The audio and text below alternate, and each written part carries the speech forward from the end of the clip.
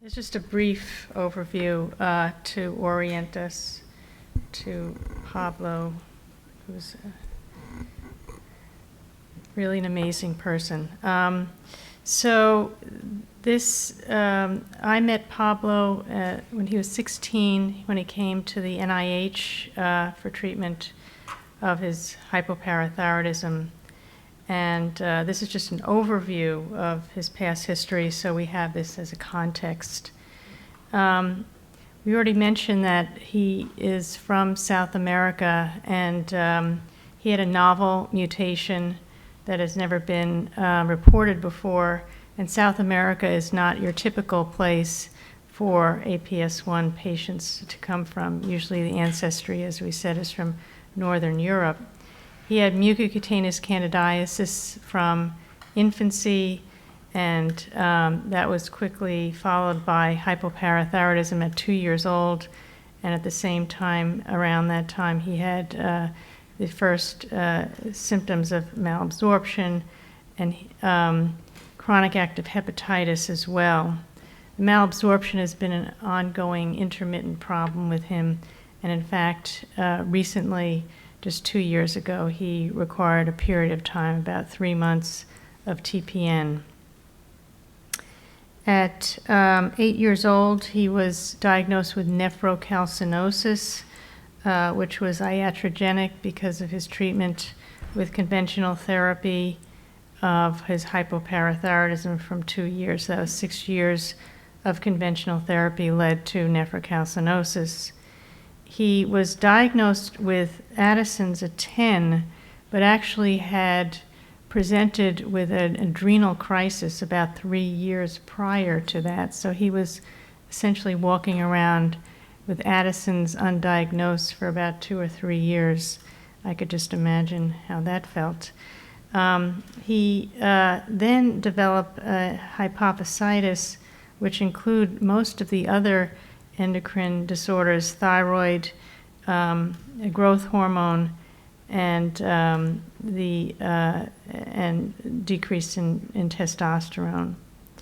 So an overview, he was refractory to conventional therapy because of the malabsorption, required intermittent IV calcium and high doses of calcitriol, and developed nephrocalcinosis. And we put him on a pump which normalized serum and urine calcium levels and markers of bone turnover.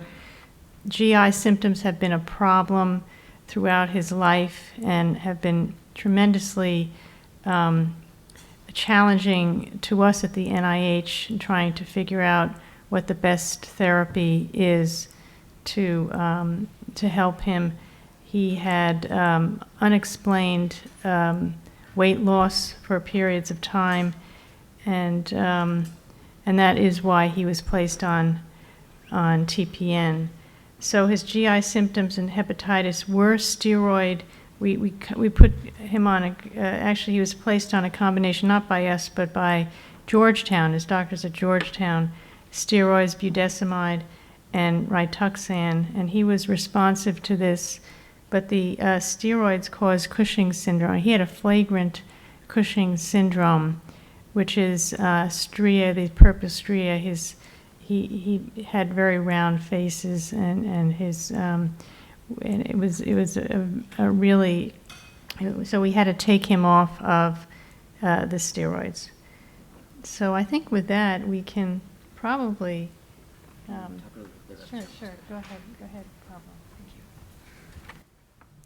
Thank you. So I'll just talk kind of quickly about some of the challenges that you face as a patient. 2 quick disclaimers before I begin, though. If it sounds like I'm too gloom and doom all throughout this, to borrow from author Douglas Adams, don't panic. I could spend hours blabbering about the more hopeful and optimistic sides about this, so I am talking about the challenges, but there's also a good side to all this. Which actually also brings me to the other point, which is that again, a lot of these things are specific to my case. I say that specifically because I'm also a very stubborn individual. Case in point, for example, I went on the pump treatment. It worked perfectly. And in typical me fashion, I decided to go back to the injection twice a day. So, that shows you that a lot of these situations aren't the worst case scenario. They aren't the end all be all. Things could be better. So GI challenges. When you tell people that you have malabsorption, I usually open by saying, "Oh yeah, no, I can eat whatever I want and I never get fat." And they say, "Wow, I'm so jealous. I wish I had that." And I say, there's a lot of baggage involved. So people only hear that good side, but they ignore the fact that I can spend a day in college, eat 2 burritos, 2 Subway sandwiches, a burger, an ice cream, and all of it leaves by the end of the day, barely getting any nutrients from that. People forget also that also involves the medicines. So it also means that with the whole cocktails of pills that I get to take, I also don't get to absorb that much because of the malabsorption. So, don't get nutrients from the food, don't get really much from the meds. It doesn't work out very well. Diarrhea, also very common. Usually I have it on average 3 to 6 times a day. Actually, I tell a lot of people that when I was 14 years old, I realized for the first time diarrhea is not the norm for other people. I thought all my life that it was a normal thing, so that shows you just how kind of prevalent and usual it was and still is for me. Which manifests itself in the fact that whenever I go to a friend's house, to a competition, to basically anything, I have to scout out the bathrooms first so that whenever need to go to the bathroom will arise, I know where to go immediately.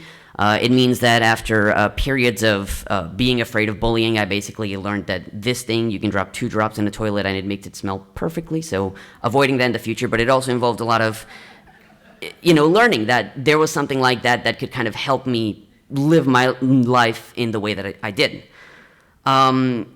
It also means that, it manifests itself in less entertaining ways. At a tournament 6 months ago, we went from Fairfax, Virginia to Peoria, Illinois, drove 18 hours in a bus with 30 college students, and for the first 2 or 3 hours, I was awake, fell asleep for, 30 minutes, just a quick nap, woke up having soiled myself, and thank God everyone else had fallen asleep by the time, so I had to very quickly run to the bathroom, discard my underwear, and stay sitting in the same place and unmoving for 14 hours later on. So it does also present itself in ways that if you're not prepared and if you're kind of, ignore some of the symptoms and challenges, they can come to impact your life in a way that is not very entertaining. When you look at the endocrine challenges, for example, it's the impromptu nature of the endocrine issues are very scary.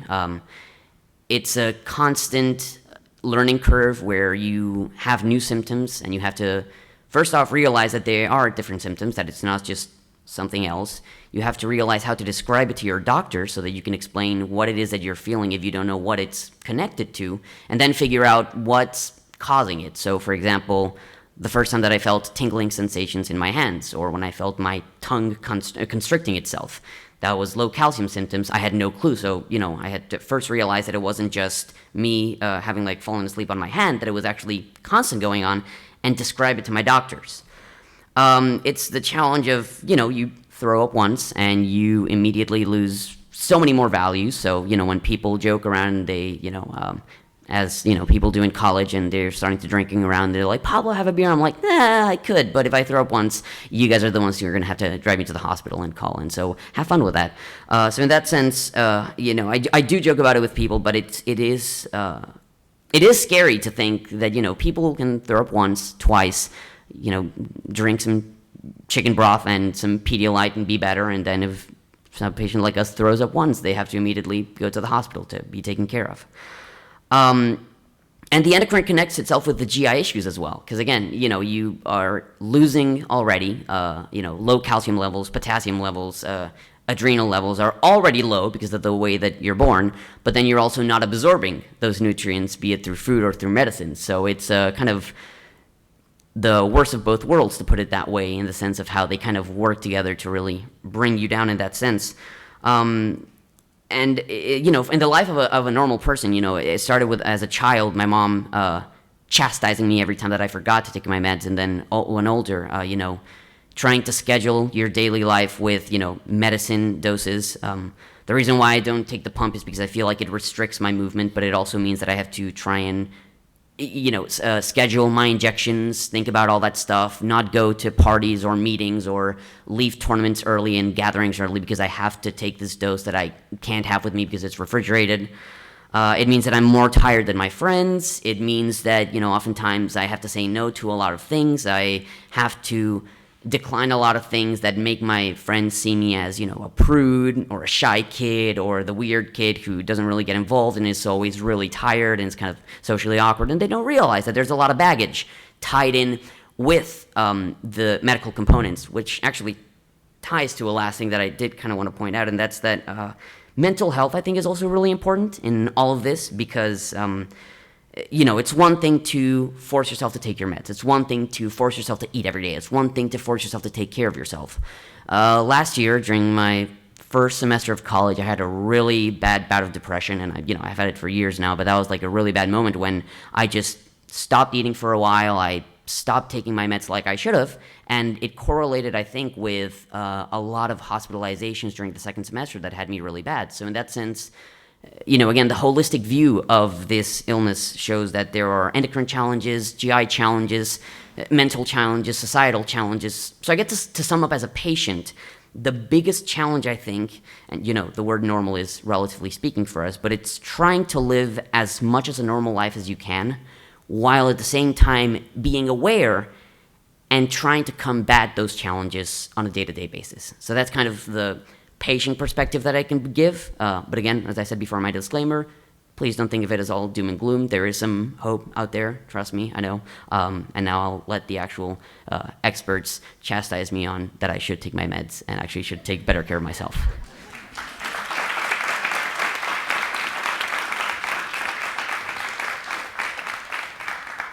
Pablo, thank you for sharing that with us. I was remarking to Dr. Marcon sitting beside me how incredibly articulate you are, which makes me fuddle words, which I'm doing at the moment. A question for you, I guess. When you meet healthcare providers for the first time, as I presume you have many times in your life, how do you articulate to them the importance of all of this yin-yang that you just described to us in maintaining balance in your health status?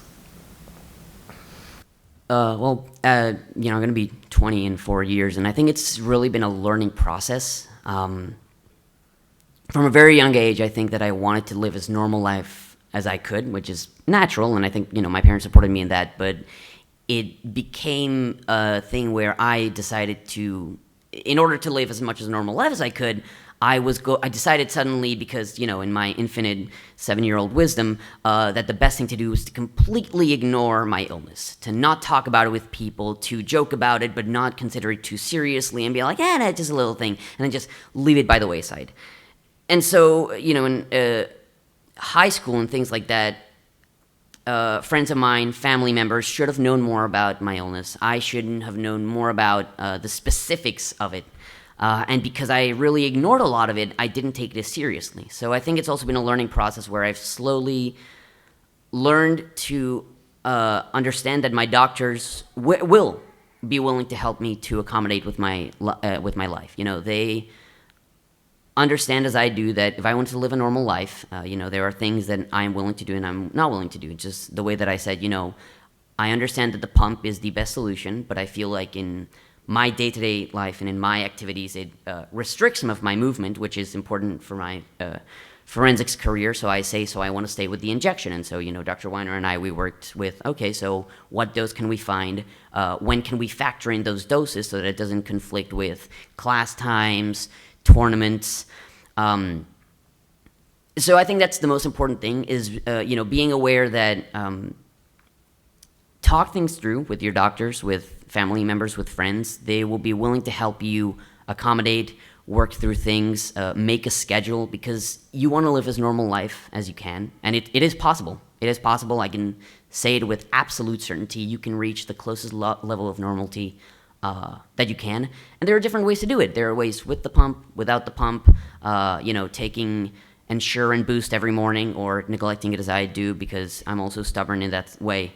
But it really is about open communication, saying what you want, what you'd like to achieve, and figuring out the best course of action. There's obviously going to be some trial and error. There are going to be things that you're going to have to sacrifice and know that will never be on the table, but you can always reach a close enough level of normalcy. Well, what strikes me about what Pablo was saying, I mean, a lot of what he's describing is actually very normal response. And you see this with other adolescents, especially, who have chronic illness. Many of them deny certain aspects of their illness because overall, the gut feeling that you have is that you want to be as normal as possible, and you want to, be in the game. You want to be a great debater. You want to be a great student, and all the other things that you're interested in and talented.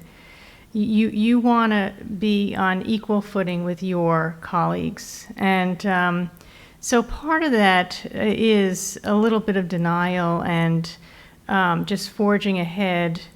And we understand that. I think your parents understand that, and your doctors understand that, and work around that.